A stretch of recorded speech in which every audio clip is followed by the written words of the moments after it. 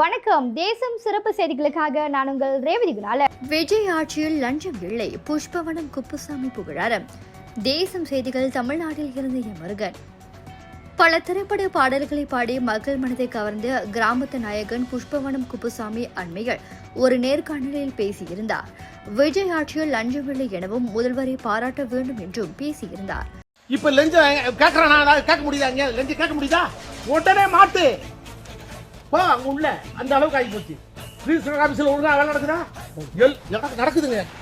நடக்குதுங்க. விஜய் அவர்களே வாழ்க.